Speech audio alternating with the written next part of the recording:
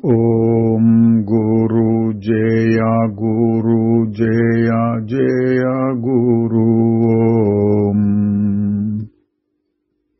ఓం గురు జయ గురు జయ జయ గురు ఓం గురు జయ గురు జయ జయ గురు ఓం గురు జయ గురు జయ జయ గురు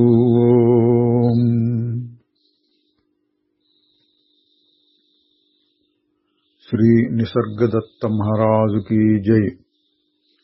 ఇప్పుడు శ్రీ నిసర్గదత్త బోధ 21వ భాగంలోనికి వస్తున్నాం. ముందుగా క్రిందటి భాగంలోని ముఖ్యాంశాలు. శరణాగతి గురించి ఒక ఆయన ప్రశ్న. గురువుకి మనం శరణాగతి పొందితే చాలు, తక్కిందంతా ఆయనే చూసుకుంటాడు అనే మాట లోకంలో ఉన్నది కదా అంటే మహారాజు గారు అన్నారు, నిజమే. ఎప్పుడు? పూర్తి శరణాగతి పొందినప్పుడు ఇక గురువు అవసరమే ఉండదు. ఎందుకంటే పరిపూర్ణమైన శరణాగతి అంటే మోక్షమే అన్నారు. అంటే గురువు అనండి, లేక దేవుడు అనండి, అంతా ఆయనే, నాదేం లేదు అన్నప్పటికీ నీకు ఆలోచనలు రాకూడదు, నువ్వేం చెయ్యాలి అని తలపెట్టకూడదు. ఇది కష్టమని, నిష్ఠూరమని, బాధని, సుఖమని ఇటువంటి ఫిర్యాదులు ఏం చేయకూడదు. అప్పుడు ఏమైపోతుంది? ఊరక ఉండేటటువంటి స్థితి వస్తుంది నిజమైన శరణాగతి అయితే.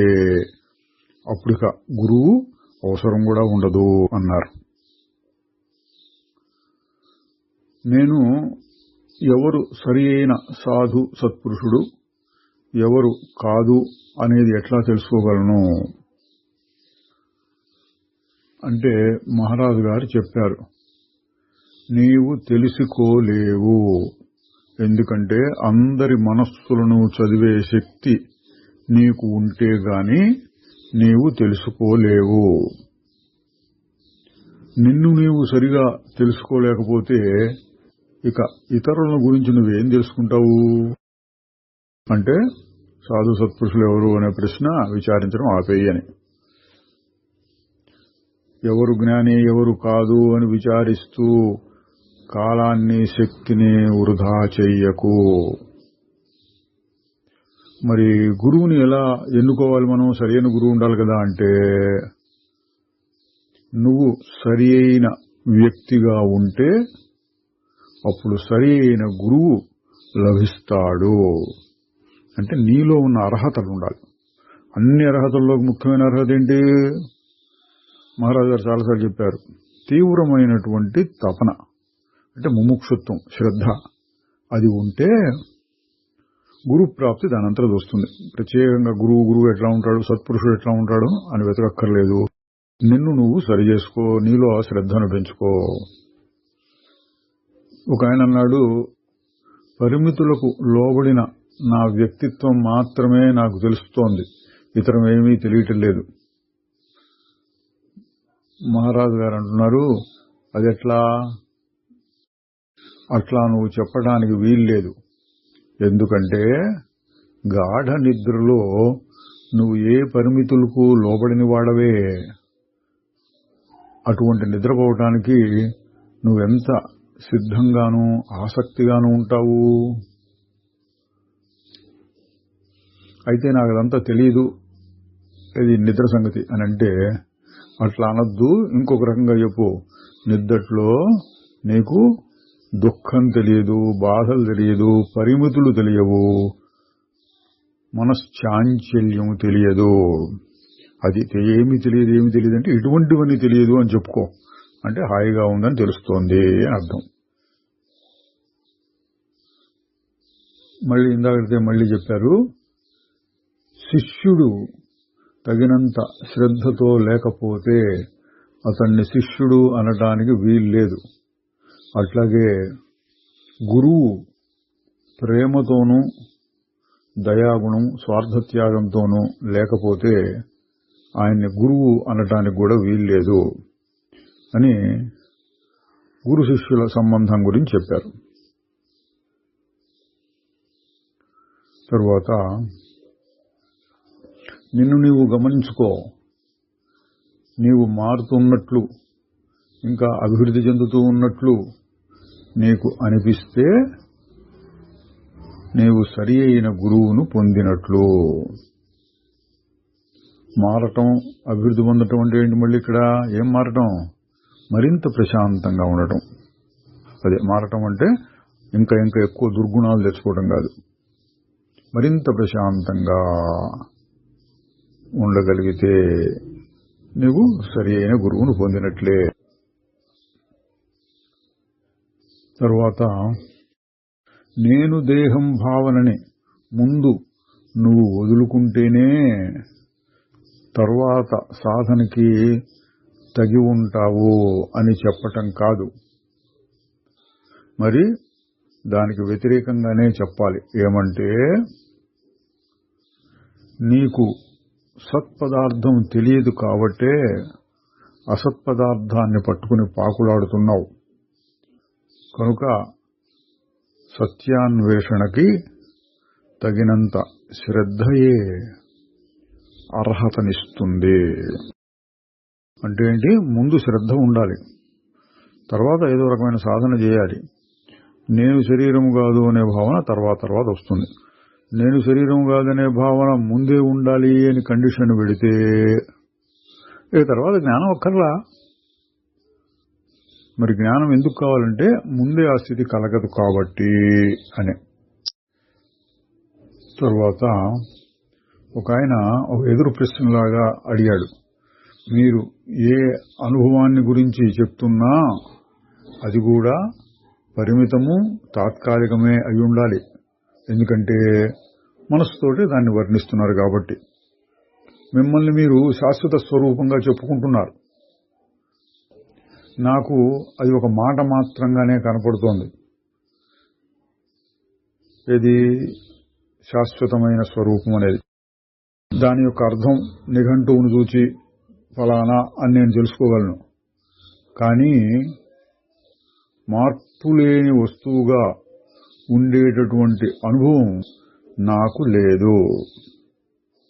అంటే మాట మాత్రంగా ఉంది కానీ అనుభవం లేదు. అంటే మహారాజు గారు అన్నారు, ఇక్కడ మాట అంటే గురువాక్యం అదే ఒక వంతెన లాంటిది. దేనికి? ఇప్పుడున్న స్థితికి మనం చేరుకోవాల్సిన అసత్పదార్థ స్థితికి మధ్యలో గురువాక్యం అనేది వంతెన లాంటిది. దాన్ని గుర్తుంచుకో, దాని గురించి ఆలోచించు, పరిశోధించు, దాని చుట్టూనే తిరుగుతూ ఉండు, దాని అన్ని కోణాల నుంచి పరిశీలిస్తూ ఉండు, దానిలోకి లోతుగా దూకు, శ్రద్ధను పెట్టు, పట్టుదలతో కృషి చేస్తూ ఉండు. ఆలస్యాలు, నిస్పృహలు కలిగితే వాటిని ఓర్చుకుంటూ ఉండు.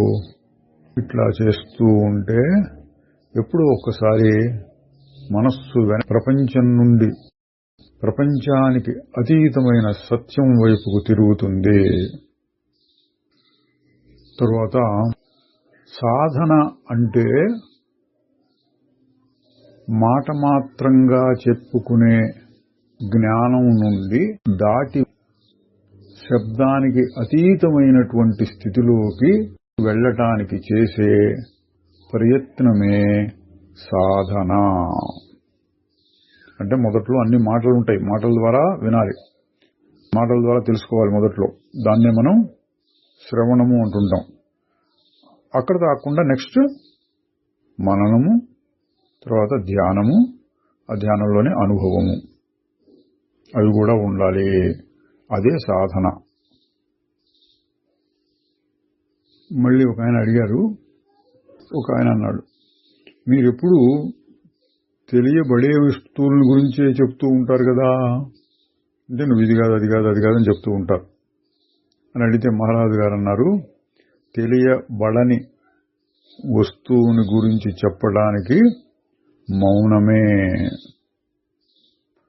మనస్సు తనకు తెలిసిన దాన్ని మాత్రమే చెప్పగలుగుతుంది. నీవు జాగ్రత్తగా దానిని పరిశోధిస్తూ పోతే, అంటే తెలుసుకోగలిగిన వాటిని పరిశోధిస్తూ పోతే మనస్సు కరిగిపోయి అతీతమైన, అంటే తెలుసుకోవడానికి వీల్లేనటువంటి ఒక అనుభవం మిగులుతుంది. మార్పు లేనటువంటి పదార్థాన్ని మౌనంలో మాత్రమే సాక్షాత్కరించుకొనగలము. ఒకసారి దాన్ని అనుభవిస్తే అది మార్పు చెందేదాన్ని కూడా బాగా ప్రభావితం చేస్తుంది. తాను మాత్రం మారదు. అంటే ఒకసారి ఆ సత్య ఆత్మ అనుభవం అయితే, ఆ అనుభవం పొందినటువంటి మనస్సు, అంటే మనస్సు అతీత స్థితికి వెళ్లి మళ్లీ తిరిగి వచ్చిన ఆ మనస్సులో కూడా చాలా రకాల మార్పులు వస్తాయి. ఎటువంటి మార్పులు వస్తాయి? భగవద్గీతలో అమానిత్వాది లక్షణాలని, భక్తుని యొక్క లక్షణాలని ఇట్లాంటివి చెప్తారు. ఆ జ్ఞానం కలిగిన తర్వాత మంచి మార్పులు తెలుసో తెలియకునో వస్తూ ఉంటాయి, కావాలని ప్రయత్నం చేయకపోయినా అన్నారు. తరువాత సత్పదార్థం అనేది వాక్కుకి మనస్సుకి అతీతమైనదైతే దాని గురించి ఎందుకంత ఆలోచించాలి అంటే మహారాజు గారు చెప్పారు, అదొక రకమైన సుఖం. సత్పదార్థంలో పరమానందం ఉన్నది, దాని గురించి ఆలోచించడం కూడా ఒక సుఖమే అన్నారు. తరువాత సుఖం అనేది నేను లేని చోట కలుగుతుంది. ఇక్కడ నేనంటే అహంకారం అండి. అహంకారం లేకుండా పోతే సుఖం ఉంటుంది. అది నీకు అతీతమైనది, అంటే నువ్వు అందుకోలేవు అని నేను చెప్పటం లేదు. నీకు అతీతంగా, అంటే అహంకారానికి అతీతంగా నువ్వు వెళ్ళాలి. అప్పుడు నువ్వు దాన్ని కనుక్కుంటావు. అదండి ఇక్కడ నువ్వు అంటే రెండు అర్థాలు అన్నమాట. నువ్వు అన్న నేనన్నా, ప్రస్తుతం మనం నేనని చెప్పుకున్న దానికి అతీతంగా వెళితే అసలైన నిన్ను నీవు కనుక్కోగలుగుతావు. ఇప్పుడు నేనేం చేయాలి అని అడిగితే, ఎల్లప్పుడూ మారిపోతూ ఉండే నీ జీవితాన్ని దీక్షగా పరిశీలిస్తూ ఉండు. నీ మనస్సు, దాని లోతుల్లో దాగి ఉన్న రహస్యమైన కోరికలు, నీ పనులు, వీటన్నిటినీ చురుకుగా గమనిస్తూ ఉండు. అప్పుడు ఆ నేను అంటే అహంకారం అనే బుడగ పగిలిపోతుంది. తరువాత వ్యక్తిని అంటే అహంకారాన్ని తీసివేయడం ఎలాగా అంటే మహారాజు గారు అన్నారు, పట్టుదల చేత, దృఢ నిశ్చయం చేత. అది పోవాలి అని గట్టిగా అర్థం చేసుకో, పోవాలి అని కోరుకో. నువ్వు శ్రద్ధతో అట్లా భావిస్తే అది పోతుంది. అంటే నీ కోరికే ముఖ్యం. ఇక్కడ ఏ కోరిక? ప్రాపంచికమైన కోరిక కాదు, అహంకారాన్ని తీసివేయాలి అనే కోరికే ముఖ్యం. తరువాత నేను ఒక వ్యక్తిని కాకపోతే మరి ఏంటి అంటే మహారాజు గారు ఒక మంచి ఉదాహరణ చెప్పారు. తడి బట్టను చూడు, దాని స్పర్శ, చూడటానికి కనపడే విధానం, దాని వాసన అన్ని వేరుగా ఉంటాయి. ఒకసారి అది ఆరితే మళ్ళీ మామూలు బట్ట కింద వచ్చేస్తుంది. అట్లాగే నువ్వు కూడా నీవు కాని దాన్నంతా వదిలించుకో, నేను ఒక వ్యక్తిని అనే భావాన్ని వదిలించుకో, చాలు. నువ్వు మళ్ళీ నీ సహజమైన స్వరూపంలోకి వస్తావు. దానికోసం నువ్వు కొత్తగా ఏమీ చేయనక్కర్లేదు. అంటే ప్రస్తుతం ఉన్నది నీరు లాంటి దాన్ని వదిలించుకుంటే బట్ట మామూలు స్థితికి వచ్చినట్లుగా నేను అనే అహంకారాన్ని వదిలించుకో. తరువాత సాధన అంటే ఇందాక కూడా అర్థం చెప్పారు, మళ్ళీ ఇంకో రకంగా చెబుతున్నారు ఇక్కడ. సాధన అంటే మన దృష్టిని, మన ఏకాగ్రతని పైపైన మారుతూ ఉండే వ్యక్తి అంటే అహంకారం, మనస్సు, వీటి నుండి మరల్చి శాశ్వతమైన మారకుండా ఉండేటటువంటి సాక్షి స్వరూపం మీదికి మరలించటము. అంటే ప్రస్తుతం నీకు నేనంటే ఏవో అనిపిస్తున్నాయి, దాని నుంచి దృష్టిని అటుపక్కకు మరల్చి నేనది సోహం అంటారు, నేనది అనే దృష్టిని ఎల్లప్పుడూ నిలబెట్టుకుంటూ ఉండటమే సాధన. తరువాత ఇంకొకరితో చెప్పారు, నిద్రను గురించి ఇట్లా అన్నారు, నిద్రలో నువ్వు అన్నిటినీ పక్కన పెట్టేసి అన్నిటినీ మర్చిపోతావు. అంటే ఆ వస్తువులకి ఎంత విలువ ఉన్నదో దాన్ని బట్టి అర్థమవుతుంది. అంటే ఎంత విలువైనవైనా సరే అన్నిటినీ కాసేపు పక్కన పెట్టేస్తున్నావు, నిన్ను నువ్వు కూడా పక్కన పెడుతున్నావు. నీకు కావాల్సిందల్లా పడుకోవటం, కళ్ళు మూసుకొని అన్నిటినీ వదిలించుకోవటం. శ్రీ నిసర్గదత్త మహారాజుకి జై. ఇప్పుడు 21వ భాగంలోనికి ప్రవేశిస్తున్నాము. అధ్యాయం 86లో కొంత కిందసారి చూచాం. ఇప్పుడు తర్వాతి భాగం.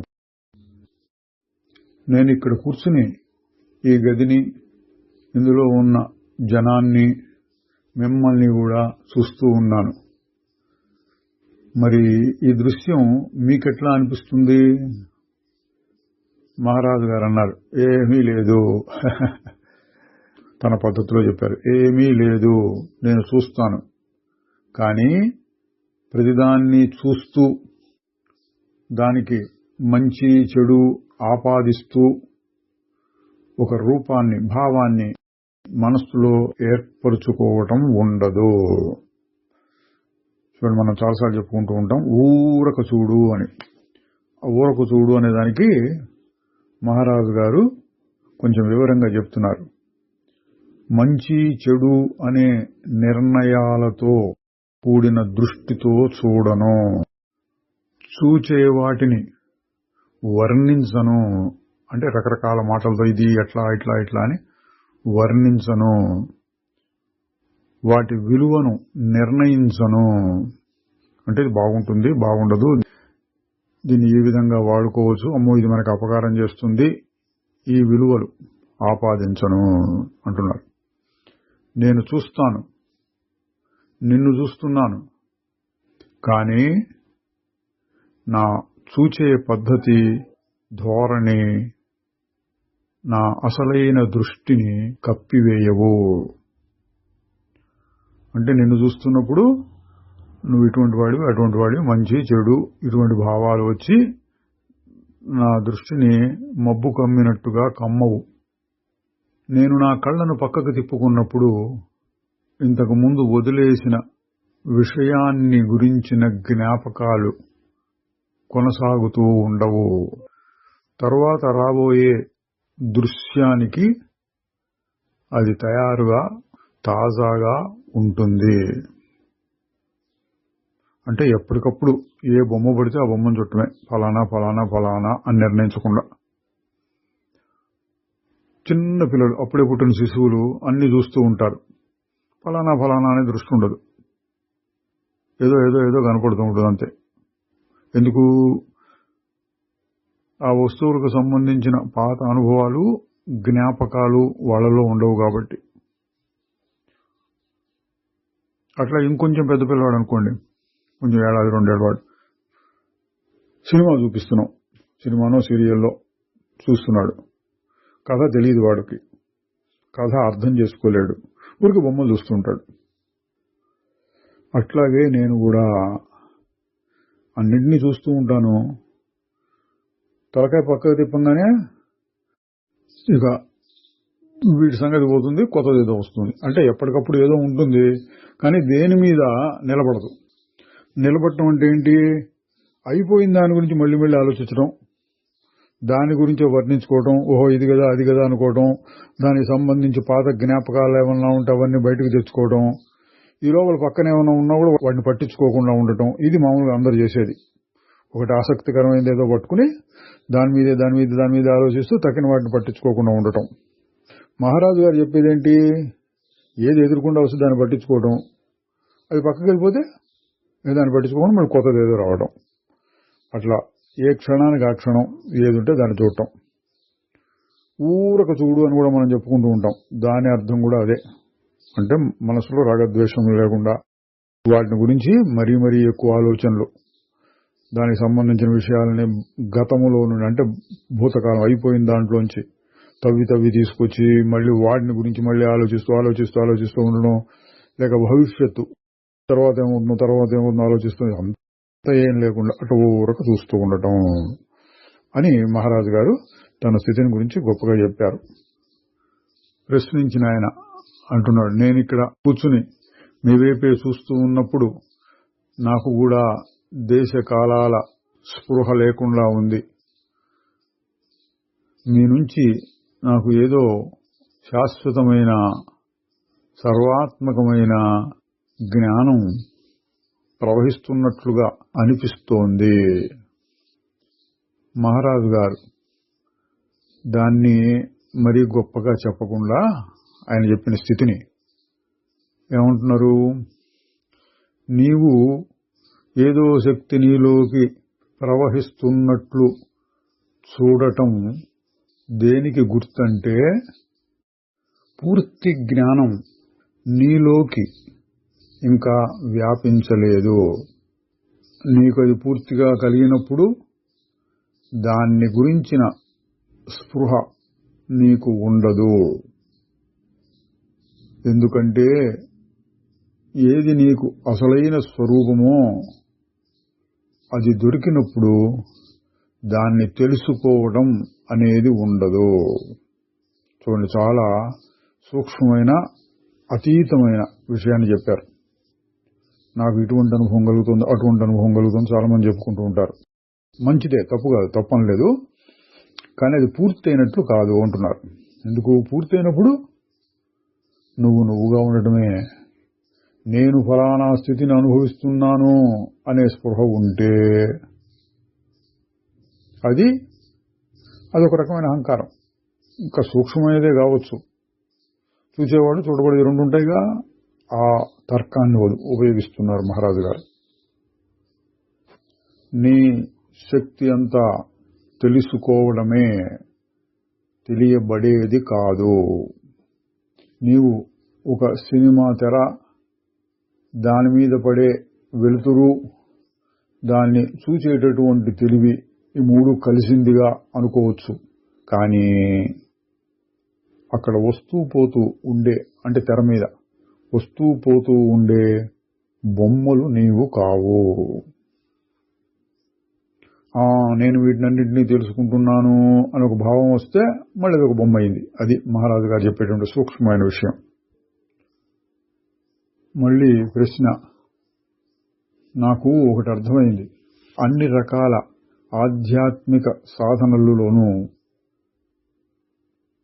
వ్యక్తి అనబడేటటువంటి ఆత్మను, అంటే జీవాత్మను లేక అహంకారాన్ని తొలగించవలసి ఉంటుంది. ఏ రకమైన మార్గమైనా, ఏ రకమైన అభ్యాసమైనా నేననే అహంకారాన్ని తీసేయటమే ప్రయోజనం. అటువంటి అభ్యాసానికి కావలసిన శక్తి, శ్రద్ధ నాకు ఎలా కలుగుతాయి? మహారాజు గారు చెప్పారు, బహుశా సత్పురుషుల సన్నిధానంలో కలగచ్చు. మళ్ళీ ప్రశ్న, ఎవరు సత్పురుషులు? ఎవరు ఊరికే పాండిత్యము, తెలివితేటలు ప్రదర్శిస్తున్నారు అని ఎట్లా తెలుసుకోవచ్చు? మహారాజు గారు, నీ ఆశయం శుద్ధమైనదైతే, ఆశయం అంటే మోక్షం కోసమే, చిన్న చిన్న లోక వ్యవహారాల కోసం కాదు అని. నీ ఆశయం శుద్ధమైనదైతే నీవు సత్యాన్ని మాత్రమే, మరి దేన్ని కాకుండా సత్యాన్ని మాత్రమే అన్వేషిస్తున్నవాడవైతే అందుకు సరైన సత్పురుషులు నీకు దొరుకుతారు. మహారాజు గారు ఎప్పుడు చెప్పేదేనండి, గురువు సత్పురుషులు ఇట్లాంటి వాటి గురించి అడిగితే ముందు నీలో ఉండాలి. ఆ ముముక్షత్వము, శ్రద్ధ, తత్పరత, ఆకాంక్ష, ఆశయం ఇట్లాంటి ఏదో పేర్లు చెప్పినా అది నీలో ఉంటే సత్పురుషులు నీకు దొరుకుతారు. నువ్వు పోయి ఎవరు సత్పురుషులు అని వెతకటం కుదరదు. మళ్ళీ ప్రశ్న, మనలో ఉండే ఆ అవ్యక్త మనస్సుని, అంటే తెలియకుండా లోపల ఎక్కడో ఉండి ఆడిస్తూ ఉంటుంది, దాన్నే మనం కారణ శరీరము, వాసనలు, సంస్కారాలు అనొచ్చు. లోపల దాక్కొని ఉన్నవండి. అవన్నీ ఎట్లా తెలుసుకోవటం అంటే మహారాజు గారు చెబుతున్నారు, నేను అన్న దాని మీద దృష్టిని కేంద్రీకరించి ఉంచు. నీవు ఉన్నావు అన్న విషయాన్ని గుర్తుంచుకో. నిన్ను నువ్వే క్షణం ఆగకుండా పరిశీలించుకుంటూ ఉండు. అప్పుడు అవ్యక్తంలో ఉన్నటువంటి విషయాలు క్రమంగా బయటకు వస్తాయి. నీవు ప్రత్యేకమైన ప్రయత్నం చేయనక్కర్లేదు. ఆ అవ్యక్త మనస్సు క్రమంగా తెలియబడుతుంది. అంటే నిన్ను నువ్వు చూసుకోవడం మొదలుపెడితే ఇంకా లోపలికి ఇంకా చూస్తూ ఉంటే లోపల దాక్కొని ఉన్నవి బయటకు వచ్చి కనపడుతూ ఉంటాయి. నీ అవ్యక్త మనస్సు, వాసనలు తెలియబడుతూ ఉంటాయి అన్నారు. అంటే మనం మామూలుగా చూసినప్పుడు వస్తువులు అవన్నీ పైపైన కనపడతాయి అనుకోండి. ఎక్స్రే మిషన్ అని ఉందనుకోండి, డాక్టర్లు వాడుతూ ఉంటారు కదా, దాని సహాయంతో చూస్తే ఏం కనపడుతుంది? లోపల ఉన్నవి కనపడతాయి. ఇది కండలు, ఎముకలు మొదలైనవి కూడా కనపడతాయి. అట్లా నీ మనస్సును నువ్వు చురుకుగా గమనిస్తూ ఉంటే ఒక్కోసారి అట్లా ఏదో బయటకు వస్తుంది. ఓహోహో, ఎప్పుడు జరిగిందో ఏంటో, ఇది ఇప్పుడు బయటకు వచ్చిందా అన్నట్లు నీకు అర్థమవుతుంది. ఇంకా చెప్తున్నారు, వ్యక్తి అనేటటువంటిది అంటే అహంకారం సాక్షిలో కలిసిపోతుంది. ఆ సాక్షిలో శుద్ధ చైతన్యంలో కలుస్తుంది. ఆ శుద్ధ చైతన్యం శుద్ధమైన ఉనికిగా అయిపోతుంది. సాక్షి చైతన్యాన్ని మనం గుర్తించవచ్చు. దాన్ని కూడా ఎవరు గుర్తిస్తున్నారు అని ప్రయత్నిస్తే శుద్ధమైన చైతన్యం ఏదో సన్నగా ఉండి లేనట్టు ఉంటుంది. దాన్ని కూడా తెలుసుకునేది ఎవరు అంటే ఏదో తెలుసుకుంటున్నాను అనే మాట లేకుండా ఏదో ఉంటుంది, అంతే. ఏదో ఉంటుంది అది అని సాధనలో ఎక్కవలసినటువంటి మెట్లు చెప్తున్నారు. దాన్ని చేరుకోవడానికి బాహ్య వ్యవహారాలేమీ ఉపయోగించవు. పూజలు, ప్రార్థనలు మనస్సు యొక్క పై పొరల్లో మాత్రమే ఉంటాయి. లోతుగా వెళ్ళటానికి ధ్యానం కావాలి. జాగ్రత్త, స్వప్న, సుషుప్తి అవస్థలకు మీరిన స్థితిని పొందడానికి కృషి అవసరం. మొదట్లో ప్రయత్నాలు అరకొరగా అంతరాయంతో కూడి ఉంటాయి. క్రమంగా అవి మరింతగా రావటం మొదలవుతుంది. ఆ పైన నిరంతరాయంగానూ బలంగానూ రావటం సాగుతుంది. చివరగా అన్ని రకాల అవరోధాలు దాటివేయటం కుదురుతుంది. అంటే తనను తాను చేరుకోవటానికి. చూడండి, ఇక్కడిక్కడే అంతా ఇక్కడే ఉంది. నేననే వ్యక్తిత్వం, అహంకారం ఉంది. సాక్షి చైతన్యం అది అక్కడే ఉంది. శుద్ధ చైతన్యం అది అక్కడే ఉంది. అక్కడక్కడ ఉన్నదాన్ని చేరడానికి మెట్లుగా చెప్పారు. ఇక్కడ 3-4 మెట్లుగా దానికి నిరంతరమైనటువంటి కృషి కావాలి అన్నారు. ఇదండి జ్ఞానయోగంలో ఉండేటటువంటి కష్టం ఇది. బాహ్యమైన పూజలు, పునస్కారాలు, ఇతర సత్కర్మలు, లోకంలో చెప్పుకునేటువంటి మంచి పనులు, అవన్నీ ఏమీ పెద్ద ప్రయోజనం ఉండదు. లోలోన అంతరంగంలో ఈ కృషి, అన్వేషణ పక్కనున్న వాళ్ళకి కూడా తెలియదు మీరేం చేస్తున్నారు. అట్లా ఉంటుంది, అంతా లోలోన జరుగుతూ ఉంటుంది. మరొక ప్రశ్న, నాకు ధ్యానం అంటే ఎందుకునో అంత అభిలాష కలగటం లేదు. మరి ఎన్నో ఇతర విషయాల మీదకి మనసు పోతూ ఉంటుంది. ఎప్పుడు ధ్యానం చేద్దామన్నా అంతంత మాత్రంగానే ఉంటుంది. నేనేం చేయాలి? మహారాజు గారు చెప్పారు, ఎవరికి ఇట్లా జరుగుతోంది అని ప్రశ్నించుకో. ఇటువంటి వాటన్నిటినీ ఒక అవకాశంగా తీసుకో అన్నారు. చూడండి, అవకాశం మాట బాగా గుర్తుంచుకోవాలందరికీ. ఎందుకంటే ఇప్పుడు ఈయన అడిగిన ప్రశ్న చాలా మందికి అన్వయిస్తుంది. నా మనసు నిలబట్టలేదు, వేరే వేరే విషయాల మీదకి పోతోంది, ఏకాగ్రత దీని మీద కుదరట్లేదు అని. మహారాజు గారు ఏం చెప్పారు? ఎవరికి ఇట్లా పోతోంది అని ప్రశ్నించుకోమన్నారు. అప్పుడు అది ఒక అవకాశంగా కనిపిస్తుంది. మనస్సు ఎందుకు పోయింది, అడుగుపోయింది, ఎందుకు పోయింది అట్లా ఆలోచించకుండా, ఓహో ఎవరిది మనస్సు, పోయినట్టు ఎవరికి తెలిసింది, ఇట్లా ప్రశ్నించుకుంటే అది పోయినప్పుడల్లా గుర్తించడం సాధ్యమైన తొందర 2 నిమిషాలకు 2 నిమిషాలకు 3 నిమిషాలకు గుర్తించిన వెంటనే ఎవరిది ఆ మనస్సు, ఏం జరిగింది, ఇట్లా ప్రశ్నించుకుంటూ ఉంటే అవన్నీ కూడా నీ సాధనకు అవకాశంగా మార్చుకోవచ్చు. అదేటో పోయింది కాబట్టి పోయిందని గుర్తించగానే నేనెవరు, అది పోయిందా నేను పోయినానా, ఇట్లా ప్రశ్న వేసుకొని చూస్తూ ఉంటే అది పోయినప్పుడల్లా నీకు ఒక సాధన జరుగుతుంది. అది అవకాశంగా తీసుకోదాన్ని అంటున్నారు.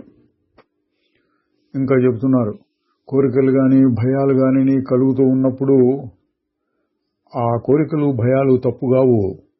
మరి ఏమంటే ఎవడికైతే ఆ కోరికలు భయాలు కలుగుతున్నాయో అంటే వ్యక్తి, అంటే అహంకారం, దాన్ని మార్చుకో.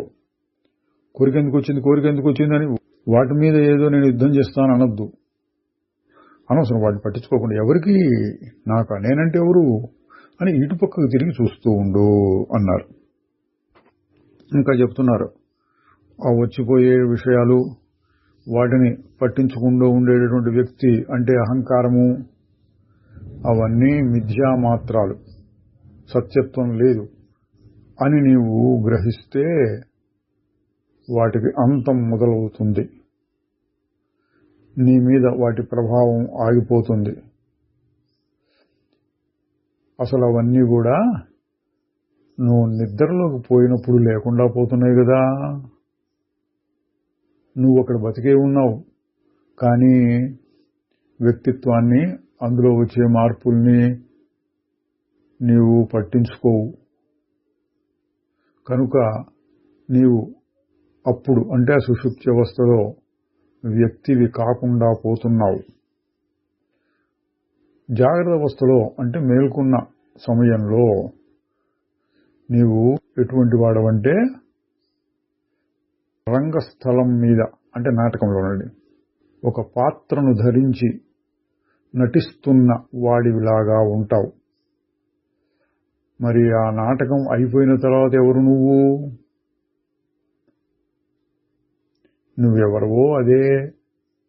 అంటే నాటకంలో ఎవరో శ్రీరాముడి పాత్ర వేశారనుకోండి, అసలు మనిషి పేరు ఏదో వెంకట్రావు అనుకోండి. నాటకం అయిపోయిన తర్వాత వెంకట్రావు మిగులుతాడు, శ్రీరాముడు కొద్దిసేపు వచ్చినాడు పోయాడు. అది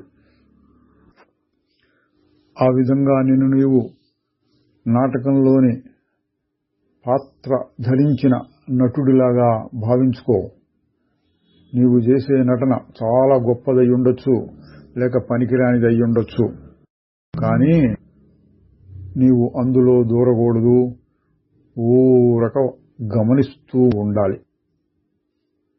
క్షణికంగా నీకు వాటిపైన ఆసక్తి, జాలి, ప్రేమ మొదలైన భావాలు కలగవచ్చు, కానీ మనస్సులో మాత్రం ఒకే దృష్టి, నేను కేవలం నాటకాన్ని గమనించేవాడిని మాత్రమే అని ఉండాలి. నాటకాన్ని గమనించేవాడిలాగా జీవితాన్ని గమనిస్తూ ఉంటాను అని గుర్తుంచుకోవాలి.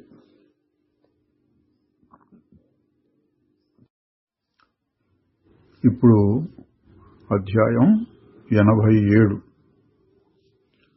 ఒక ఆయన ఏవో అవి ఇవి చర్చలు చేసి తర్వాత అడుగుతున్నారు, వ్యక్తిని అంటే అహంకారాన్ని దాటిపోవటం ఎలాగా? మహారాజు గారు, మాటలు ప్రశ్నలు మనస్సులో నుంచి పుట్టుకొస్తున్నాయి, నిన్ను కట్టిపడేస్తాయి. మనస్సుని దాటిపోవాలి అంటే నువ్వు మౌనంగాను శాంతంగాను ఉండాలి. శాంతం మౌనం, మౌనం శాంతం. అతీత స్థితిని చేరడానికి ఇదే మార్గం. ప్రశ్నలు అడగటం ఆపేయి. మళ్ళీ ప్రశ్నలు అడగటం ఆపేసి తర్వాత నేనేం చేయాలి? మహారాజు గారు, ఏం చేయగలవు? ఊరక వేచి ఉండటం, గమనిస్తూ ఉండటం. మళ్ళీ ప్రశ్న, అది సరే, నా స్వరూపాన్ని ఒక సత్యమైన పదార్థం అని, ప్రపంచానికి అతీతమైన సత్యాన్ని అని అనుభవంలో గ్రహించటానికి అంటే మహారాజు గారు ఇప్పుడే చెప్పారు, ప్రశ్నలు అడగడం ఆపేసి ఊరకుండాని. ఈయన దాన్ని పట్టుకోకుండా మళ్ళీ ప్రశ్న అడుగుతున్నాడు. మహారాజు గారు, నీవేమీ చేయలేవు. కాలం దేన్ని తీసుకొచ్చిందో కాలమే దాన్ని తీసుకు వెళ్ళిపోతుంది కూడాను. అంటే వేచి ఉండు అనే మాట అండి. మళ్ళీ ప్రశ్న, మరి అట్లాంటప్పుడు యోగం అని, సాధనలని, సత్పదార్థాన్ని వెతకాలని ఈ మాటలని ఎందుకు చెప్తారు? లోకంలో చెప్తూ ఉంటారు, మహారాజు గారు కూడా అప్పుడప్పుడు అటువంటి మాటలు చెప్తూ ఉంటారు. ఈ సందర్భంలో ఈయన అడిగిన దాన్ని బట్టి ఆయన ఊరికే ప్రశ్నలు వేస్తున్నారు కావాలి, అందుకని ఈయనకి అట్లా చెప్పారు. యోగము, సత్యాన్వేషణ ఇటువంటివి ఎందుకు చెప్తారు అంటే మహారాజు గారు అంటున్నారు, యోగం యొక్క అంతిమ స్థితి ఏమంటే నీ స్వేచ్ఛని అనుభవించటమే. ఏది జరిగినా అదంతా మనస్సులోనే జరుగుతోంది, మూలంలో ఉన్నటువంటి నేనులో కాదు. అంతా దానంతరదే జరుగుతోంది. దాన్ని ప్రారబ్ధం అనొచ్చు, దేవుడు అనొచ్చు, లేదా ఇంకో ఏదైనా పేరు, ఏదైనా సరే దానంతరదే జరుగుతూ ఉన్నప్పుడు నీవు సాక్షిగా మాత్రమే ఉంటావు. అన్నిటినీ గమనిస్తూ, అర్థం చేసుకుంటూ, అనుభవిస్తూ ఉంటావు. కానీ నీవు ఏ విధంగానూ చలించవు. అంటే ఏంటి? అన్నీ కనపడుతూ ఉంటాయి, కానీ నువ్వు అట్లా ఊరక గంభీరంగా, భగవద్గీతలో వస్తుంది చూడండి, ప్రహసన్నివ అని. యుద్ధం జరగబోతుంటే శ్రీకృష్ణుడు ఎలా ఉన్నాడు? ప్రహసన్నివ, బాగా నవ్వుచున్న వాని వలె. అంటే ఏ విధమైనటువంటి చలనం లేకుండా. అది ఎప్పుడు కుదురుతుంది? సాక్షిగా నువ్వు చూస్తూ ఉన్నప్పుడు అన్నారు. ఆయన మళ్ళీ దాని మీద ఎదురు ప్రశ్న వేస్తున్నారు. కానీ నాకేమనిపిస్తుందంటే నా చుట్టూ జరిగేదానికి నా బాధ్యత ఉంది కొంతైనా. మహారాజు గారు, నీ బాధ్యత ఎంతవరకు? నువ్వు మార్చగలిగిన విషయాలపైన.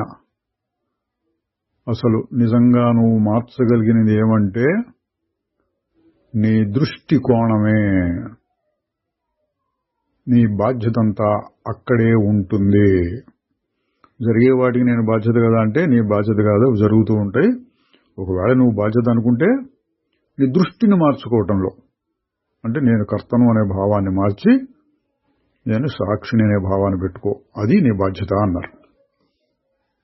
మళ్ళీ ప్రశ్న, అంటే ఇతరుల యొక్క దుఃఖాల్ని ఊరికే చూస్తూ ఏం పట్టించుకోకుండా ఉండాలని మీరు సలహా ఇస్తారా అంటే ఏదో దేశ సేవ, సంఘ సేవ, నా చుట్టూ ఉన్నదాన్ని కనీసం కొంతైనా నేను మార్చగలను, ప్రయత్నం చేయాలి అన్నట్టుగా ఆయన దృష్టి ఉన్నట్టుంది. అడుగుతున్నాడు, మహారాజు గారు, నీవు ఇతరుల సంగతి పట్టించుకోకుండా కఠినాత్ముడు అయిపోతావు అని కాదు.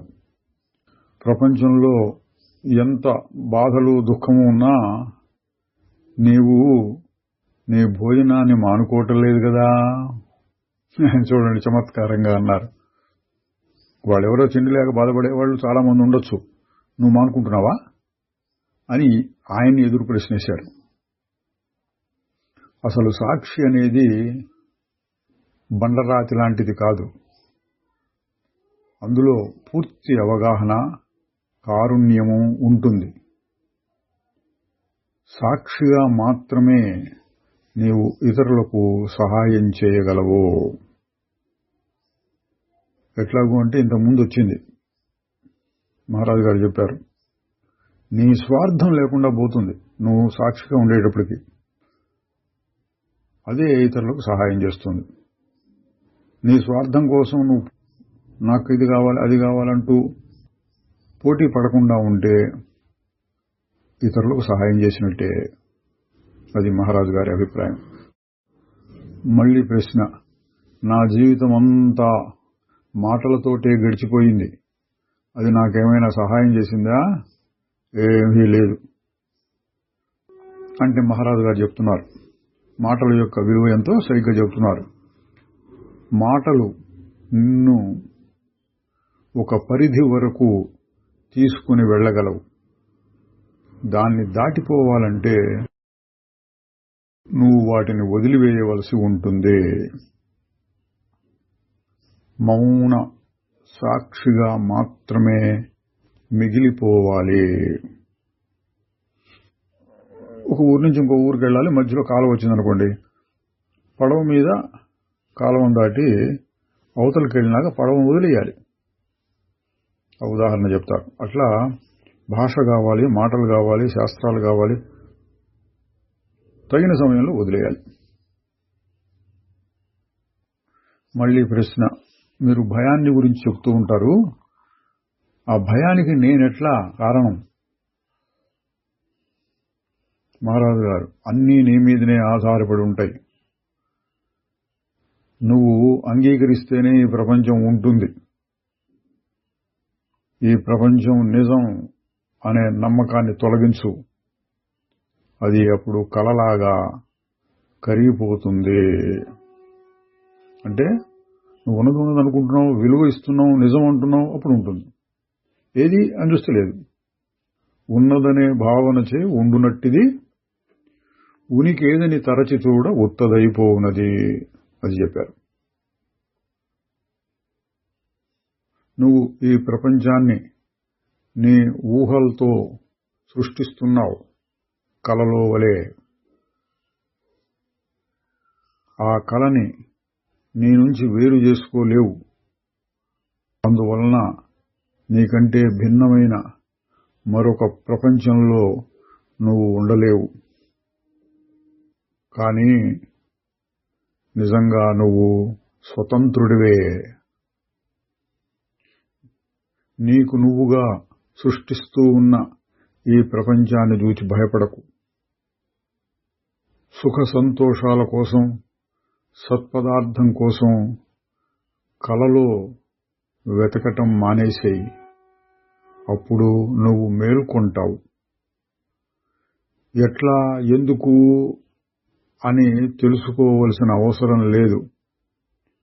అటువంటి ప్రశ్నలు అడగటం మొదలు పెడితే వాటికి అంతం ఉండదు. నీ కోరికలన్నిటినీ వదిలేయి. నీ మనస్సుని మౌనంగా పెట్టు. అప్పుడు నీవు కనుగొంటావు.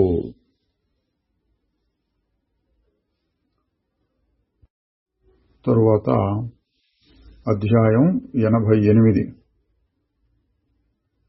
ప్రశ్నిస్తున్నారు మహారాజు గారినే ఒకఆయన.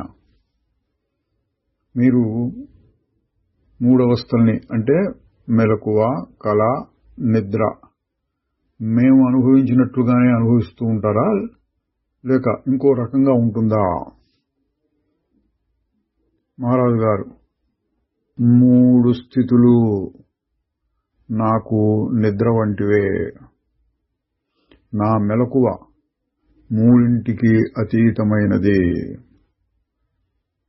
నేను మీ వైపు చూస్తూ ఉన్నప్పుడు మీరందరూ నిద్రిస్తున్నట్లు, కలలుగంటూ ఉన్నట్లు, మీ లోకాల్లో మీరున్నట్లు నాకు అనిపిస్తోంది. నేను ఉత్త తెలివితో ఉన్నాను, దేన్ని సృష్టించడం లేదు. నా స్థితి మనస్సు చేత ఏ విధంగానూ ప్రభావితం కాదు. భూతకాలం భవిష్యత్తుల కాలం నుండి వేరుగా ఉండేది. అంటే కాలమే లేదు, భూతం లేదు, భవిష్యత్తు లేదు, అంటే ఎప్పుడు ఒకటే రకంగా ఉంటుంది అని. మీకైతేనో కోరికలు భయాల వల్ల అది ఎప్పుడూ వికృతం అవుతూ ఉంటుంది. జ్ఞాపకాలు ఆశల వల్ల వికారం చెందుతుంటుంది. నాకైతే అది ఎప్పుడూ ఒకటిగా అతి సాధారణంగా ఉంటుంది. అంటే 3 అవస్థలకి మీరే అతీతమైనటువంటి నా స్థితి, అంటే శుద్ధ చైతన్యం స్థితి ఎప్పుడూ ఒకటిగానే ఉంటుంది. మీ దాంట్లో అన్ని మార్పులుంటాయి. ఆయన ప్రశ్న, శరీరానికి శుద్ధ చైతన్యానికి మధ్యలో అంతఃకరణ అంటే లోపలుండే పనిమట్టు మనస్సు అంటుంటాం. దాన్నే సూక్ష్మ శరీరం అని కూడా అంటూ ఉంటారు. దానికి ఏ పేరు పెట్టినా సరే అది సత్యమా అసత్యమా? మహారాజు గారు చెప్తున్నారు, అది తాత్కాలికమైనది. అది ఉన్న క్షణంలో సత్యం, తరువాత అసత్యం. అంటే మనం చూస్తూ ఉన్న సమయంలో ఆ ఒక్క క్షణంలో అది నిజం, క్షణిక సత్యం అన్నట్టు. క్షణికంగా సత్యంగా ఉంటుంది, తర్వాత పోతుంది. ఇది అంతఃకరణ అని చెప్పబడేటువంటి మనస్సు. మళ్ళీ ప్రశ్న, వస్తువులు తాత్కాలికము, మారిపోయేవే కావచ్చు, కానీ అవి మళ్లీ మళ్లీ వస్తూ మనతోటే ఉంటూ ఉంటాయి కదా. అంటే మన చుట్టూ ఉన్న పరిస్థితులు, మన ఇల్లు, గోడలు, మన కుర్చీలు, ఇట్లాంటివన్నీ ఉంటూనే ఉంటాయి కదా. అది ఆయన అనేది. మహారాజు గారు, కోరికలు బాగా బలంగా ఉన్నాయి, అందువలనే ఈ ప్రపంచం అంతా మళ్లీ మళ్లీ తిరుగుతూ ఉంటుంది. ఆ కోరిక లేకపోతే ఆ ప్రపంచం మళ్లీ మళ్లీ రావటం ఉండదు. అంటే వాటిని మళ్లీ కావాలనుకుని వాటి మీద దృష్టి నిలబడుతున్నావు నువ్వు, అయిపోయిన వాటిని. కోరిక అంటే ఒకసారి అనుభవించిన దాన్ని మళ్లీ కావాలంటాం. అందువల్ల అవన్నీ మళ్లీ వస్తున్నాయి అన్నారు. భయం సంగతి ఏంటి అన్నాడు ఆయన. మహారాజు గారు ఎప్పుడు కోరిక భయం 2 మాటలు వాడుతుంటారు కదా. మహారాజు గారు, కోరిక అనేదేమో భూతకాలం మీద ఆధారపడింది, భయం ఏమో భవిష్యత్తు మీద.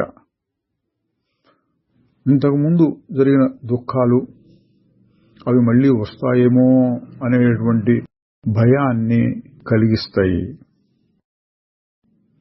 మళ్లీ ప్రశ్న, మేము ఏదో ఒక సంతోషం కోసంగా చూస్తూ ఉంటాం కదా. మహారాజు గారు, ప్రతి సంతోషము అంటే ప్రాపంచికమైనటువంటి సుఖం బాధతో కప్పబడి ఉంటుంది. ఒకటి లేకుండా మరొకటి ఉండదు. అంటే సుఖం లేకుండా దుఃఖం, దుఃఖం లేకుండా సుఖం, కేవల సుఖం ఉండదు అని నీవు త్వరలోనే గ్రహిస్తావు. నిజానికి అట్లా గ్రహించిన వాళ్లే ముముక్షువులు, సాధకులు, జిజ్ఞాసువులు అవుతారు. అటువంటి వారే ఇటువంటి వారి దగ్గరికి వచ్చి ప్రశ్నలు కూడా వేస్తూ ఉంటారు. ప్రపంచంలో నిజంగా తరగని మారని సుఖం గనక ఉంటే అసలు ఎవరు రారు ఆత్మవిద్య వైపు. మళ్లీ ప్రశ్న, నా ఆందోళనకు మూల కారణం భయం అంటారు. అది జ్ఞాపకాల మీద ఆధారపడిందే. అటువంటి జ్ఞాపకాలను తీసేయడానికి పద్ధతులు ఏమిటి? మహారాజు గారు పద్ధతులు దోవలు అడగకు, దానికి ఏ పద్ధతి లేదు. నువ్వు అసత్యాన్ని అసత్యంగా చూస్తే అది కరిగిపోతుంది. అంటే పద్ధతి అంటే ఇదే, చూడటమే అంటున్నారు. వేరే ఇతరమైన యోగ పద్ధతులు లాంటివి ఏం లేవు. భ్రమ లేక మాయ ఒక సహజ స్వభావం ఏమంటే విచారణ చేస్తే లేకుండా పోతుంది. అందువలన విచారణ చేయి, అంతే చాలు. దీనికి మనం వేదాంతంలో బాగా చెప్పే ఉదాహరణ ఏంటంటే తాడు మీద పాము కనపడింది, విచారణ చేస్తే లేకుండా పోతుంది. అట్లా ఈ ప్రపంచం కనపడుతుంది, సుఖం దుఃఖం నాకేదో అయిపోతుంది అనిపించడం, ఇవన్నీ విచారణ చేస్తే లేకుండా పోతున్నాయి. నా స్వరూపం ఏంటి అని తెలుసుకుంటే ఏమీ లేదు. అందువల్ల విచారణ చెయ్యి అంటున్నారు. నీవు అసత్యాన్ని ధ్వంసం చేయలేవు, ఎందుకంటే దానిని నువ్వే తయారు చేస్తూ ఉంటున్నావు కాబట్టి. దాని నుంచి వేరైపో, దాన్ని పట్టించుకోకు, అతీతంగా పో, అప్పుడు అది లేకుండా పోతుంది. అంటే ధ్వంసం చేయటం, దాన్ని ఎరగొట్టేసి పగలగొట్టేసి పొడి చేసి ఇటువంటి పనులు కాదు.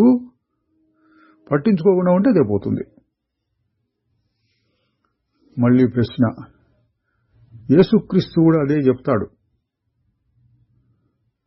దుర్మార్గాన్ని పట్టించుకోవద్దని, చిన్న శిశువు వలె ఉండమని. ఇది ఇక్కడ యేసుక్రీస్తు చరిత్రలోని పట్టుకొచ్చాడు, ఆయన తెలిసింది. మహారాజు గారు అంటున్నారు, సత్యం అందరికీ సమానమే, అసత్యమే ఒక్కొక్కరికి ఒక్కొక్కటి ఉంటుంది. అంటే యేసుక్రీస్తు కూడా ఇదే చెప్తాడు, అసత్యము అనే అర్థంలో చెప్పారు. మళ్ళీ ప్రశ్న, అట్లయితే మేమందరం ఇప్పటికిప్పుడే ఇక్కడే ఎందుకు స్వేచ్ఛగా లేము? మహారాజు గారు, నువ్వు ఇప్పుడే ఇక్కడే స్వేచ్ఛగానే ఉన్నావు. మహారాజు గారు ఎప్పుడు చెప్పేదేనండి, ఇప్పటికిప్పుడే ఇక్కడే స్వేచ్ఛగానే ఉన్నావు.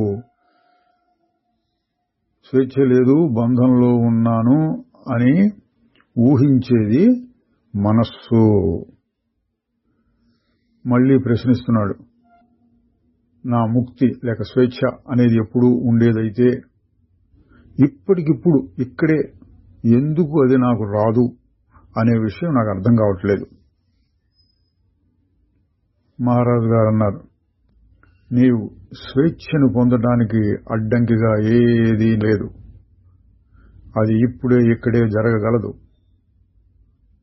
కానీ నువ్వు ఇతర విషయాల మీద ఎక్కువ ఆసక్తితో ఉంటున్నావు, అందుకని అవి సృష్టించుకుంటున్నావు. వాటి మీద ఆసక్తి పోతే ఉన్నదేదో ఉంటుంది. అవి నీ సృష్టి కాబట్టి వాటితో నువ్వు పోరాడలేవు, వాటితో పాటు నువ్వు కూడా పోవాలి. అంటే అహంకారం దృష్టితో చెప్పిన మాట అండి. నువ్వు కూడా పోవాలంటే అహంకారం కూడా పోవాలి. వాటి సత్యత్వాన్ని చూడాలి, వాటి యథార్థ స్వరూపం ఏంటో నీకు గోచరించాలి. అంటే అంతా మిథ్యా భ్రమ అనే విషయం నీకు అర్థమయ్యే వరకు గమనిస్తూ ఉండు అని. మళ్ళీ ఇంకొక రకమైన ప్రశ్న, నేను ఎవరైనా కొందరు మహాత్ముల సాంగత్యంలో ఉండటం ఉపయోగించదా? మహారాజు గారు తమ పద్ధతిలో చెబుతున్నారు, ఎవరు మహాత్ములో పూజనీయులో తెలుసుకోవడానికి నీ మనస్సు శుద్ధం అయి ఉండాలి. లేకపోతే నీ సమయాన్ని ధనాన్ని అటువంటి వారి కోసం వెతకటంలోనే గడిచిపోతుంది. నీ జీవితం వృధా అవుతుంది. నీ స్నేహితుల్లోనే కొందరు మంచివారు ఉంటారు, వారి దగ్గర నుంచి కూడా నువ్వు ఎంతో నేర్చుకోవచ్చు. ఎవరో సత్పురుషులు కావాలి అంటూ పరిగెత్తుతూ ఉండటం ఇది ఒక రకమైన మాయా మోసం. అన్నారండి. అంటే మహారాజు గారు చెప్తున్నారు, ఇట్లాగే రమణ మహర్షి గారు చెప్పారు, నేను సత్పురుషుల దగ్గరికి వెళ్ళాలి, నాకు ఏకాంతం కావాలి, నేను సన్యాసం తీసుకోవాలి, నాకు ఈ బంధాలు వదిలిపోవాలి, ఇట్లాంటివి ఏవో చెప్తావు. ఇవన్నీ సాకులు కాదు. ఇప్పటికిప్పుడే మొదలుపెట్టి నువ్వు తర్వాత పరిస్థితులు ఎట్లా రావాలో అట్లా వస్తాయి. గురుడు చూసుకుంటాడు అవన్నీ. నువ్వు వాటిని గురించి ఆలోచించకు. మళ్ళీ ప్రశ్నిస్తున్నాడు. అంటే నేను ఒంటరిగానే పోరాటం చేయాలి అని మీరు అంటున్నారా? అంటే సాధు సత్పురుషుల సాంగత్యము, వారి సహాయం లేకుండా నేను ఒంటరిగానే పోరాటం చేయాలా అంటున్నారు. మహారాజు గారు చెబుతున్నారు, నీవు ఎన్నడూ ఒంటరివి కావు. నిన్ను ఎల్లప్పుడూ ఎంతో శ్రద్ధగా చూసుకునేటటువంటి శక్తులు ఉన్నాయి. నువ్వు వాటిని గుర్తించలేకపోవచ్చు, కానీ అవి సత్యం. అవి ఎల్లప్పుడూ పనిచేస్తూనే ఉంటాయి. ఇతర సందర్భాల్లో గురుడు అనే మాట కూడా చెప్పారండి. గురువు అంతర్గతంగా ఉంటాడు, అన్ని చోట్ల ఉంటాడు, నీకు ఎప్పటికీ ఎటువంటిది కావాలో అది సమకూరుస్తూ ఉంటాడు. ఆ స్వరూపాన్ని నమ్ముకో అని చెప్పేవారు. ఇప్పుడు కూడా అదే మాట చెప్తున్నారు. నీ చుట్టూ ఎన్నో శక్తులు ఉన్నాయి, నీకు సహాయం చేసే శక్తులు. గురువు అన్న పేరు వాడకుండా సహాయం చేసే శక్తులు అన్నారు. అందువలన నువ్వు ఒంటరివి కావు, చేస్తూ ఉండు, నీకు అంత సహాయం వచ్చేస్తుంది. నువ్వు ఎక్కడికో వెళ్ళి ఎవరినో పట్టుకుంటాను అనక్కర్లేదు, ఇప్పటికిప్పుడు మొదలుపెట్టు అని అర్థం. మళ్ళీ ఇంకొక రకమైన ప్రశ్న, యోగ శక్తులు లాంటిది పట్టుకుని ఒకడు మరొకరి మనస్సును పుస్తకం చదివినట్లు చదవగలుగుతాడా అన్నాడంటే ఒక యోగ శక్తులు ఏవో కావాలి అని. మహారాజు గారు, ముందు నీ మనస్సును గురించి బాగా తెలుసుకో. ఈ విశ్వమంతా అందులోనే ఉంటుంది. ఇంకా ఎంతో చోటు మిగిలి కూడా ఉంటుంది. అంటే ఇతరుల సంగతి, ఇతరుల మనస్సును తెలుసుకోవాలి అనేటువంటి ఒక కోరికను తీసేసుకుని నీ మనస్సును నువ్వు చదవటం మొదలుపెట్టు. మళ్ళీ ప్రశ్న, నేను అన్న మాట ఒక్కటే మారని వస్తువుగా నాకు కనిపిస్తోంది, నాకు తెలిసినంత వరకు. అది మిథ్య, మాయా, భ్రమ అని ఎట్లా అంటారు?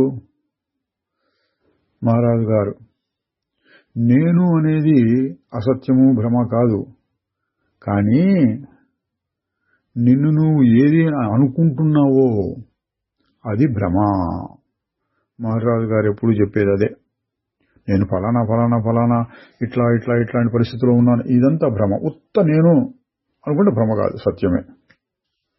నాకు ఏ విధమైన అనుమానము లేకుండా నేను చెప్పగలను, నిన్ను నీవు ఏదిగా తలచుకుంటున్నావో అది నీవు కాదు. యుక్తికి సరిపోతుందో యుక్తి లేనిదో ఏమైనా గాని అంటే నువ్వు సమాధానం చెప్పగలిగినా చెప్పలేకపోయినా నిన్ను నువ్వు కాదనలేవు కదా. నీకు తెలియబడేది ఏది నువ్వు కాదు.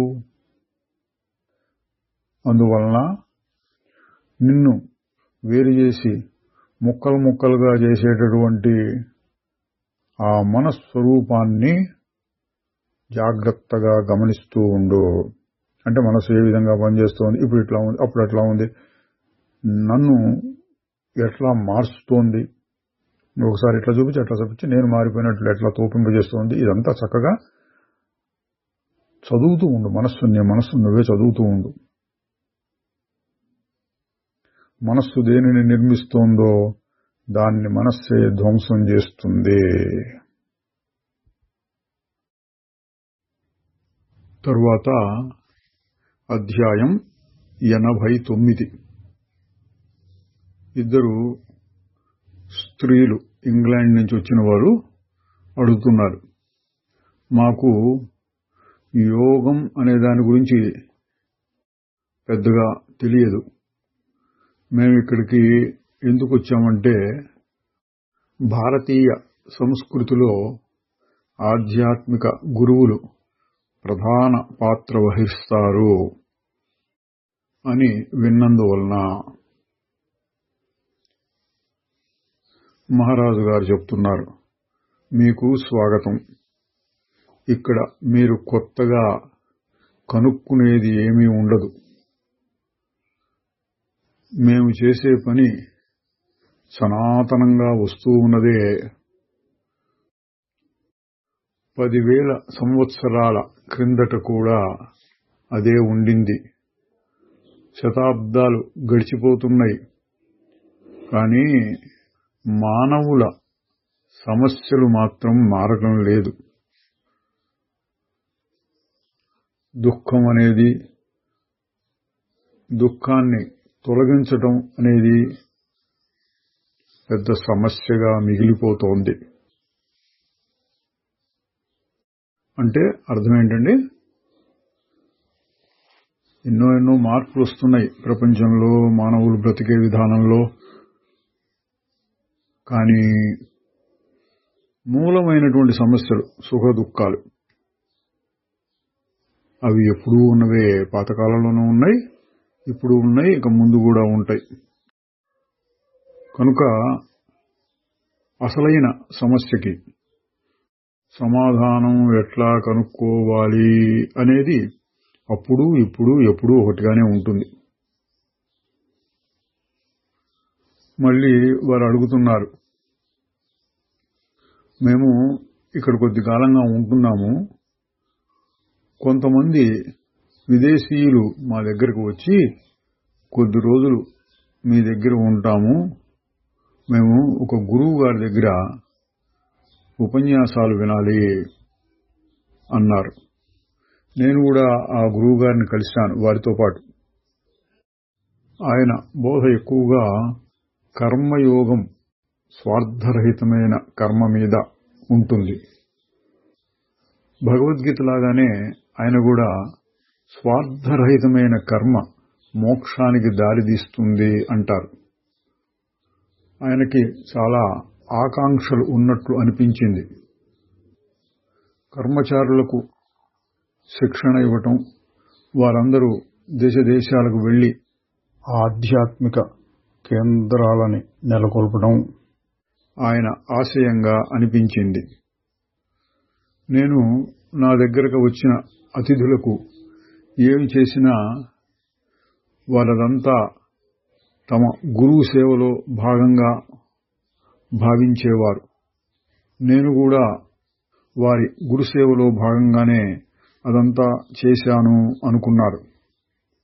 నన్నెవరూ పట్టించుకోలేదు. వాళ్ల ధోరణి నాకు అంతగా నచ్చలేదు. అంటే ఈవిడ దగ్గర సహాయం తీసుకున్నారు, కానీ ఈవిడ్ని ఏదో మెచ్చుకోవడం, లేక థ్యాంక్స్ అండి అని చెప్పడం అటువంటివి కూడా పెద్దగా ఏం లేవు. గురుసేవలో మేము వచ్చాం, గురుసేవ కోసం నువ్వు కూడా చేస్తున్నావు అన్నట్లుగా చేశారు అని ఈవిడ ఒక ఫిర్యాదులాగా చెప్తోంది.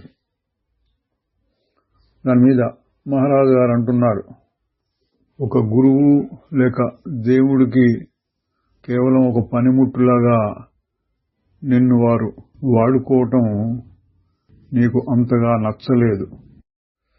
నిన్ను వారొక మనిషిగా గుర్తించి నీకు తగిన విలువను ఇవ్వాలి అనుకుంటున్నావు. ఇదంతా ఎందుకంటే నీ ఉనికి పైన నీకే గట్టి నమ్మకం లేదు. ఒక వ్యక్తిత్వానికి ఇచ్చే విలువను నీ అసలైన ఉనికికి ఇవ్వటం లేదు. వ్యక్తిగతమైన గుర్తింపు లభించకపోవటం భయంకరంగా అనిపించవచ్చు, కానీ దాన్ని మీరు ఎదుర్కోవాలి. జీవితం మొత్తంతో మీరు ఏకీభవించాలి. అప్పుడు ఎవరు ఎవరిని ఎట్లా వాడుకున్నారు అనే సమస్య ఉండదు. ఇక్కడ మహారాజు గారు చెప్పింది ఏంటంటే, నువ్వు ఒక గౌరవాన్ని కోరుతున్నావు. నువ్వు చేసిన పనికి వారు కృతజ్ఞులై ఉండాలని, నీకు తగినంత గౌరవం మర్యాద ఇవ్వాలని నువ్వు అనుకున్నావు. అది ఎందుకు? నువ్వు ఈ శరీరంతో కలిసిపోయి ఒక వ్యక్తిని అనుకుని ఆ వ్యక్తిత్వాన్ని నిలబెట్టుకోవడానికి, తన గొప్పతనాన్ని భావించుకోవడానికి అటువంటి సంఘటనలు కావాలి. కానీ అసలేంటి, నువ్వు నీ జీవితం మొత్తం అంటే మొదటి నుంచి చివరి దాకా నీ జీవితంలో ఏముంటుంది అంటే ఎప్పుడు చెప్పేది నేను అన్న భావం. దాని మీద కనుక నువ్వు ఆధారపడితే మరొకరి గుర్తింపు నీకు అవసరం లేదు. ఇది కూడా చాలా మందికి ఉండేటటువంటి సమస్యనండి. మంచి పనులు చేస్తారు.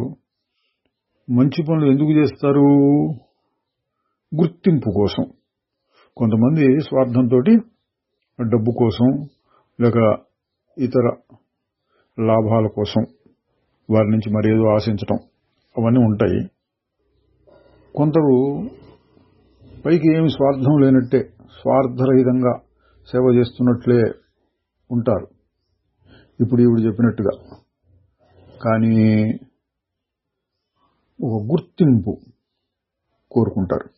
ఆ గుర్తింపు కనుక వస్తే తన వ్యక్తిత్వం చాలా గొప్పగా అయిపోయినట్లు ఊహించుకుని అదొక రకమైన తృప్తిని పొందుతారు.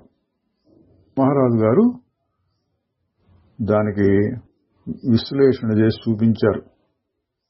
నీ గొప్పతనం నీలో సహజంగా ఉంది. నీ యొక్క యథార్థ స్వరూపాన్ని నీవు గుర్తించగలిగితే అట్లా ఊరకుండటమే. ఎవరి గుర్తింపు నువ్వు అప్పుడు కోరవు. మళ్ళీ ప్రశ్న, మీరు గురువుగా ఉండాలి అని ఎందుకు నిర్ణయించుకున్నారు? మహారాజు గారు నన్ను ఆ విధంగా నలుగురు పిలవటం వలన నేను అట్లా అయ్యాను. అంటే నేను కావాలని గురువుగా ఉండలేదు, నలుగురు వచ్చి గురువుగా నన్ను అనుకుంటున్నారు. నేనెవరిని బోధించడానికి? ఎవరికి బోధించాలి? నేనెవరో మీరు అదే, మీరెవరో నేను అదే. నేను అనేది మనందరికీ సమానంగా ఉంది. అది ప్రస్తుతం ఉండే నేను భావం అంటే అహంకారం, వ్యక్తిత్వం, దానికి అతీతమైనటువంటిది. అక్కడ మహాజ్యోతి, ప్రేమ ఉంటాయి. కానీ దాన్ని మనం చూడటం లేదు. ఎందుకంటే మనం ఇంకెక్కడో చూస్తున్నాం. అంటే ప్రాపంచికమైనటువంటి విషయాల వైపు చూస్తూ ఉంటే మన యొక్క అసలు స్వరూపం అహంకారము కంటే వేరైనటువంటిది, మార్పు చెందినటువంటిది, ఆనందమైనటువంటిది దొరకట్లేదు. కొంతమంది దాన్ని చక్కగా చూడగలుగుతారు, కొంతమంది అలా చేయలేరు. ఇదంతా వారి చూచే దృష్టిలోని స్పష్టత, అన్వేషణలోని శ్రద్ధ మీద ఆధారపడి ఉంటుంది. ఈ రెండు వారిలో ఉంటే నేను ప్రోత్సహించడం మాత్రం చేయగలను. అంటే నేను వాళ్ళందరినీ ఏదో మట్టిని తీసుకొచ్చి మాణిక్యం చేస్తాను అన్నట్టుగా చెయ్యలేను. వాళ్ళలో ఉండాలి ముఖ్యమైన లక్షణాలు. మహారాజు గారు ఎప్పుడు చెప్తుండేవే, వారి దృష్టిలో స్పష్టత. అంటే నీకేం కావాలి?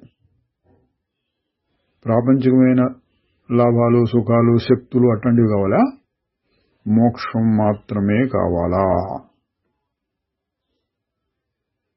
అట్లాగే నువ్వు చేసేటటువంటి ఈ అన్వేషణ లేక విచారణలో శ్రద్ధ ఉండాలి. తిరిగి దొరికినప్పుడు చేస్తాను, రోజుకు 5 నిమిషాలు 10 నిమిషాలు అట్లా కాకుండా అదే ముఖ్యమైనది, తక్కినవన్నీ అంత ముఖ్యమైనవి కావు అన్నట్లుగా చేస్తూ ఉండాలి. అది శ్రద్ధ. మరి మహారాజు గారు ఏం చేస్తారంటే, నేను ఊరికే ప్రోత్సహిస్తూ ఉంటాను, వాళ్ళందరూ వాళ్ళే చేసుకోవాలి అని. మళ్ళీ ప్రశ్న, నేను ఒక శిష్యురాలిని అయితే అప్పుడు నేనేం చేయవలసి ఉంటుంది? మహారాజు గారు చెప్తున్నారు, ప్రతి గురువు తన పద్ధతిలో తాను బోధిస్తాడు. అది కూడా ఆయన గురువు యొక్క బోధల మీద ఆధారపడి ఉంటుంది. ఆయన ఏ విధంగా సత్యాన్ని గ్రహించాడో దాని మీద ఆధారపడి ఉంటుంది. ఆయనకు నచ్చిన భాషనే ఆయన వాడుతూ ఉంటాడు. అంటే బోధించేటప్పుడు ఏ మాటల్ని వాడి బోధించాలి. ఇప్పుడు మహారాజు గారు నేను భావం అనేది ఎక్కువగా వాడుతుంటారండి. మరి ఇంకొక గురువు గారు అయితే నీ కుండలిని శక్తి మూలాధారంలో ఉంది, దాన్ని పైకి లేపాలి అంటుంటారు. ఇటువంటి భాషలో తేడాలు ఉంటాయి. మళ్ళీ ప్రశ్న, ఒక శిష్యుడుగా ఉండాలంటే తనకున్న కుటుంబము, ఆస్తిపాస్తులు అన్నీ వదులుకోవలసి ఉంటుంది అని నేను అనుకుంటున్నాను, అంతేనా? మహారాజు గారు చెప్తున్నారు, అది ఆ గురువు పైన ఆధారపడి ఉంటుంది.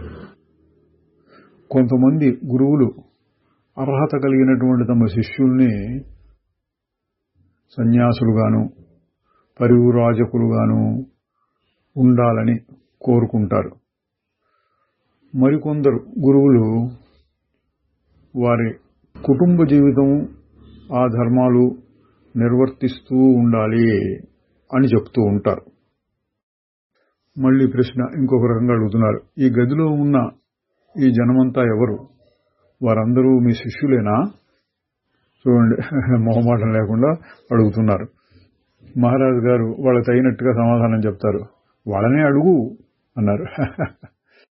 వాళ్ళనే అడుగు, అది మాట మాత్రంగా నేను శిష్యుడిని అయిపోయాను అని చెప్పుకోవడం లాంటిది కాదు. ఆ భావం వారి అంతరాంతరాల్లో నిలబడి ఉండాలి. అసలైన నువ్వు కోరుకుంటే వచ్చేది కాదు శిష్యరికం. అది తన సొంత కోరిక కంటే ప్రారబ్ధ శక్తి మీదనే ఎక్కువ ఆధారపడి ఉంటుంది. సరి అయిన శిష్యుడికి సరి అయిన గురువు దొరుకుతాడు. సరి అయిన శిష్యుడంటే ఇలా చెప్పింది, సరి అయిన కోరిక, చేసే కృషిలో శ్రద్ధ.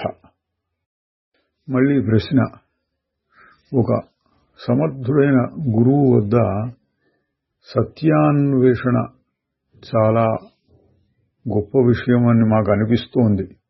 కానీ మేము ఇంగ్లాండ్ తిరిగి వెళ్ళవలసి ఉంటుంది. అది దురదృష్టం. మహారాజు గారు, దూరం అంత ముఖ్యం కాదు. మీ కోరికలు బలంగా యథార్థమైనవిగా ఉంటే అది మీ జీవితాన్ని మీరు కోరుకున్న గమ్యం వైపుగా తీసుకెళ్తాయి. విత్తనాన్ని నాటండి, తరువాత కాలంలో అది ఎలా మొలకెత్తుతుందో పెరుగుతుందో చూడండి. మళ్ళీ ప్రశ్న, ఆధ్యాత్మిక జీవనంలో అభివృద్ధికి సంకేతాలు ఏమిటి? మహారాజు గారు ఎప్పుడు చెప్పేటట్టుగానే చెప్తున్నారు, ఆందోళన నుండి విముక్తి, హాయి సుఖం అనిపిస్తూ ఉండటం, లోన గాఢమైన శాంతి, బయట ఉత్సాహంతో కూడిన శక్తి, ఇవిటా గుర్తులు. అంటే ఎప్పుడు చెప్పేదే హాయిగా ఉండటము, ప్రశాంతంగా ఉండటము. వాళ్ళు మళ్ళీ అడుగుతున్నారు, మీకు అవి ఎట్లా వచ్చినాయి? మహారాజు గారు ఎప్పుడు చెప్పేటట్టే, నేను నా గురువు యొక్క పవిత్ర సన్నిధిలో వాటిని పొందాను. నా అంతట నేనుగా ఏమీ చేయలేదు. నువ్వు ఊరకుండు అని ఆయన చెప్పారు, నేను అట్లాగే చేశాను. నాకు కుదిరినంత వరకు నేను అట్లాగే చేశాను. మళ్ళీ ప్రశ్న, అంటే నేను అన్న భావం మీదనే మనస్సు కేంద్రీకరించి ఉంటే అన్ని ఆశయాలు నెరవేరుతాయి అంటారా? మహారాజు గారు, అది సాధారణమైనదే, అత్యంత నిజమైనది. కష్టతరమైన విషయాలు కావు. కానీ జనం అతి సాధారణమైన, తేలికైన, ఎప్పుడూ దొరికేటటువంటి విషయాలను నమ్మరు. అంటే నేను అనేది అంత తేలికైంది, దాన్ని పట్టుకోకుండా అంతే చాలా చాలా అంటున్నాడు. నేనేం చెప్తున్నానో దానికి కాస్త ఆచరణలో పెట్టి చూడరాదా? అది చాలా తేలికగాను, చిన్నదిగాను, అనామకంగాను అనిపించవచ్చు. కానీ అది ఒక విత్తనం లాంటిది. అది ఒక మహావృక్షంగా మారుతుంది. మీరు దాన్ని చేసి చూడండి. మళ్ళీ ప్రశ్న. ఇక్కడ ఎంతో మంది వచ్చి మౌనంగా కూర్చొని ఉన్నారు. వీరందరూ ఎందుకు వస్తున్నారు? మహారాజు గారు, తమను తాము కలుసుకోవడానికి. చూడండి మహారాజు గారి సమాధానం. తమను తాము కలుసుకోవడానికి అంటే నా దగ్గరకు వచ్చి నా దగ్గర నుంచి ఏదో పొందాలని కాదు, నా దగ్గరకు వచ్చి తమ స్వరూపాన్ని తాము చూసుకోవాలి, అందుకోసం వస్తున్నారన్నారు. వారి ఇళ్లలో ఉండే ప్రపంచం మరీ కష్టంగా ఉంటుంది వారికి. ఇక్కడైతే వారిని ఏది కదిలించదు. వారి రోజువారీ సమస్యల్ని వదిలేసి కాసేపు ఇక్కడ తమను తాము అనుభవించే ప్రయత్నం చేస్తూ ఉంటారు. ఇదండి మహారాజు గారు చెప్పేది. గురు సన్నిధి, అందులో ఉన్నటువంటి ఒక రహస్యం ఏంటంటే అన్నీ వదిలేసి ఇక్కడికి వస్తున్నారు. ఈ విధంగా ఇంట్లో కూర్చోవడం కుదరట్లేదు కాబట్టి ఇక్కడికి వచ్చి కాసేపు అన్నిటినీ వదులుకుని తమను తాము చూసుకోగలుగుతున్నారు. మళ్ళీ ప్రశ్న. ఆత్మానుభవం కోసం ఇచ్చే శిక్షణ ఎట్లా ఉంటుంది? అంటే యోగము, భక్తి, సేవ మొదలైన వాటిల్లో ఇట్లా ఉండాలి, ఇన్ని గంటలకు లేవాలి, ఇన్ని గంటల నుంచి గంటల వరకు ధ్యానం చేయాలి, ఇన్ని గంటల నుంచి ఇన్ని గంటల వరకు నామ సంకీర్తన చేయాలి, యోగాసనాలు వేయాలి, ప్రాణాయామం చేయాలి, ఇట్లాంటి ట్రైనింగ్లు ఇస్తుంటారు. చాలా పద్ధతులు ఉంటాయి అటువంటివి. మహారాజు గారు ఏం చెబుతున్నారు? ఏ విధమైన శిక్షణ అవసరం లేదు. శుద్ధ చైతన్యం నీతో ఎల్లప్పుడూ ఉన్నదే. నువ్వు బాహ్య ప్రపంచం మీద ఎటువంటి ఏకాగ్రత, శ్రద్ధ చూపిస్తున్నావో దాన్నే ఇటు అంతరంగంలోకి తిప్పితే చాలు. ఏదో కొత్త రకమైన చైతన్యం, దృష్టి, శిక్షణ అవసరం లేదు. ఇదండి జ్ఞానయోగంలో పద్ధతి. బాహ్యమైనటువంటి శరీరానికి సంబంధించినటువంటి నియమ నిబంధనలు, శిక్షణ అవేముండవు, అక్కర్లేదు. బయట ప్రపంచం మీద ఎంత శ్రద్ధ చూపుతున్నావో ప్రస్తుతం అదే శ్రద్ధని నీ మీద నువ్వు అంటే నేను భావం మీద చూపటం మొదలు పెడితే క్రమంగా అన్నీ దొరుకుతాయి. శ్రీ నిసర్గదత్త మహారాజుకి జై. చిదానంద రూప శివోహం శివోహం.